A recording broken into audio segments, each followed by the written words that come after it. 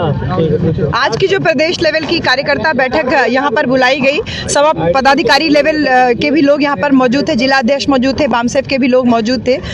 यही बताया गया कि जो अभी 24 तारीख को माननीय बहन जी की प्रेस कॉन्फ्रेंस हुई थी, उसी का थोड़ा विस्तृत रूप से आज हम लोगों से, कार्यकर्ता लोगों से क्लोज रूम बैठक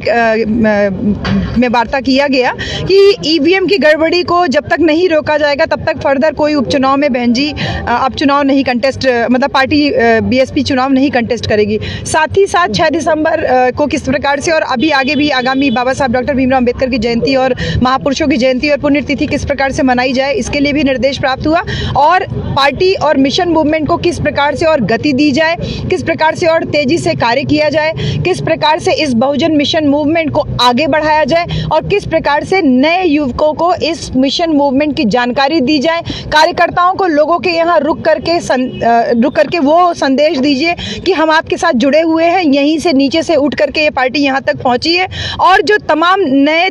कुकुरमुत्ते की तरह से जो फंडेड, ये कहिए कि दूसरी लोगों के द्वारा फंड किए गए जो पार्टियां बन रही हैं, जिससे कि मिशन मूवमेंट को नुकसान पहुंचाया जा रहा है, बहन जी ने निर्देशित किया कि हम लोग आम कार्यकर्ताओं से जुड़ें और नए युवकों को इस पार्टी मिशन मूवमेंट से जोड़ने का काम करें। बसपा की ये दूरदर्शा पर क्या मायावती ने कहा है, क्या वजह मानती हैं?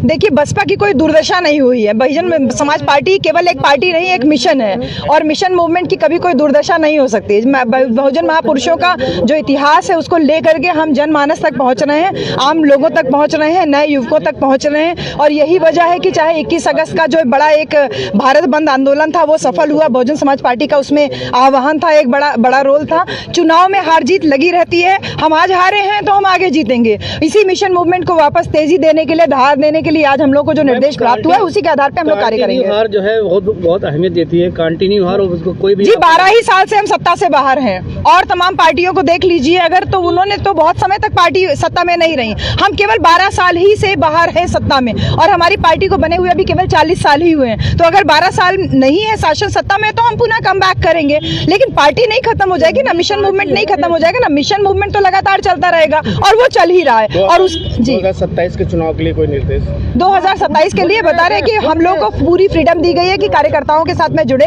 लोगों के बीच में जाएं। जैसे पहले कार्य होता था जनता का, लोगों के बीच में रहना, उनके बीच में उठना बैठना, खाना पीना, उनको बहुजन महापुरुषों की विचारधारा के बारे में बताना, उनके बीच में मीटिंग्स करना, महापुरुषों की जयंतियां सेलिब्रेट करना, जो पुराना कैडर का कार्य था उसी कार्य को दोबारा करने का निर्देश प्राप्त हुआ है।